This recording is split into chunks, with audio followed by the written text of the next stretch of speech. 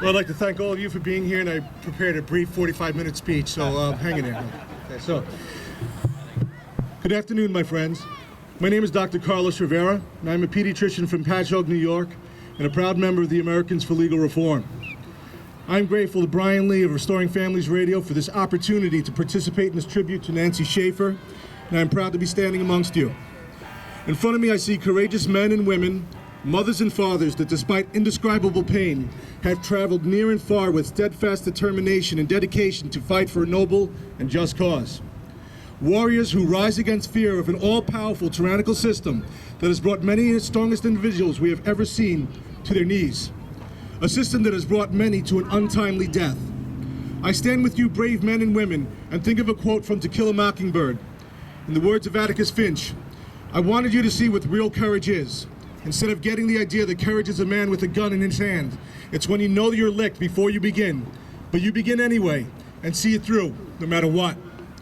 Many of you here have been left with nothing, bereft of hope, yet nothing will stop you in this fight, in our fight. Our collective fight to protect the children we love. Though any of us may be a victim, be it mother or father, in each and every instance, it is the children that suffer in these disputes that the courts incite for the sake of profit. How is it that we have allowed this to occur? How is it that our God-given right to be a parent has been stripped from us?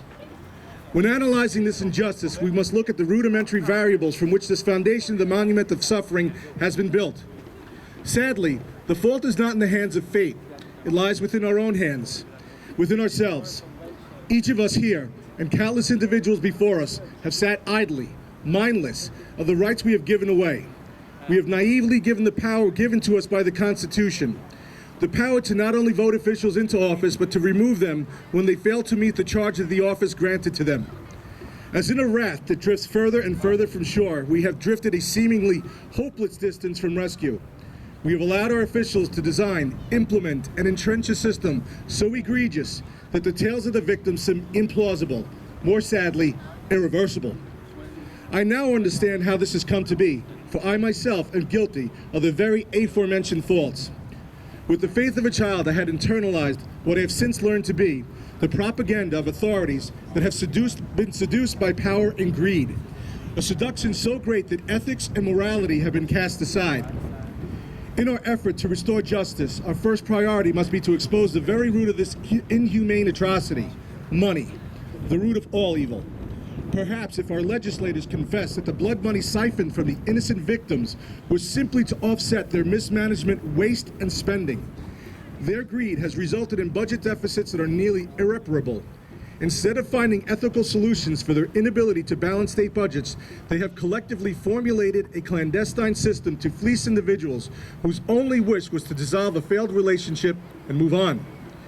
The greatest atrocity of all is that children are the ultimate casualty. For years, I have exclusively criticized the government and the judiciary of moral turpitude. As I research further and educate myself, I have come to recognize the contributions of the medical community as well. I cannot limit my criticism to the woeful inadequacies of the DSM-5. Inadequacies so great that I cannot defend allegations of negligence. I must sadly admit, as a pediatrician, a man who swore an oath to protect children, and above all to do no harm, I belong to an institution that also fails to protect children in this regard. Physicians must rise against the fear of unscrupulous litigation and defy the lobbying power of the judiciary. At the end of my life, how will I ever face failing to protect children from the diabolical practices of attorneys that profit from custody battles under the guise of acting in the best interests of the children? Knowing the dire need for emergent change, I cannot accept the eternity that is customarily granted for politicians to legislate. We must act now. We must act quickly and decisively. The diabolical acts of pathogenic parents and parental alienation. We must unite and lobby for an immediate response. Innocent children must be protected from the diabolical acts of a pathogenic parent and parental alienation. We need to recognize that parental alienation is child abuse. We can no longer accept the court's ineptitudes and willingness to not only negotiate with child abusers, but all too often reward these individuals with custody or financial gain for their actions. It is unfathomable to consider monetary rewards for physically abusing a child.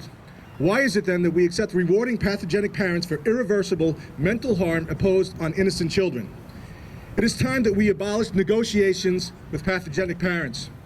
I do not negotiate with pathologic parents. I do not negotiate with alienators. Should you? Will you continue to do so, or will you stand with me in defiance and refuse to allow the judiciary to condone the mental abuse of children? Will you join me now and declare, I do not negotiate with alienators. I will not negotiate with alienators.